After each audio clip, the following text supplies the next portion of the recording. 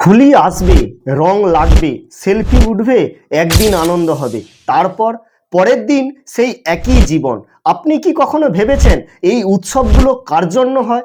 রং বিক্রি করে রং ইন্ডাস্ট্রি লাভ করছে, মিষ্টি দোকান লাভ করছে, দোকানদার লাভ করছে, আর আমরা একদিনের আনন্দে 365 দিনের লক্ষ্যটাই ভুলে যাই। আজকের এই ভিডিও আপনার চোখ খুলে দিতে পারে। দেখুন, আমি উৎসবের বিরুদ্ধে না। হোলি হোক, কালী পুজো হোক, দুর্গা পুজো হোক, বিশ্বকাপ হোক, পৃথিবীর যত ইভেন্ট হোক না কেন, এগুলি সমাজের অংশ এবং এগুলি থাকতে বাধ্য। কিন্তু প্রশ্ন হচ্ছে, আপনি কি কখনো এগুলোর অংশ, নাকি এগুলো আপনার জীবন নিয়ন্ত্রণ করে? যারা পৃথিবীতে সত্যিকারে সফল হয়েছে তারা 365 দিনের লক্ষ্য নিয়ে বাঁচে। তারা জানে সাফল্য আগে, উৎসব পরে।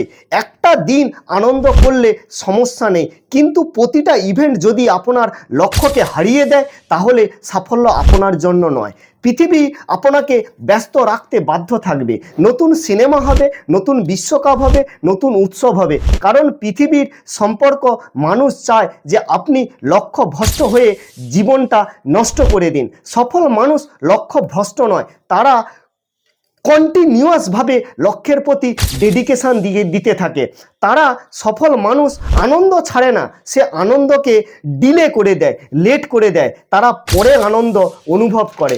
জীবনও সেম, আপনি যাই করতে থাকুন না কেন, আজ রং খেলছে, কাল তারা অফিসে বসে একই অভিযোগ করবে, লাইফ শেষ হয়ে গেল, জীবন কিন্তু কিছুই করতে পারলাম না। কারণ কি?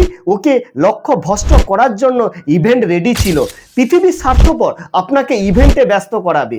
আজ যারা পরিশ্রম করছে, কাল তাদের জন্য পুরো পৃথিবী রং ছড়াতে বাধ্য হবে।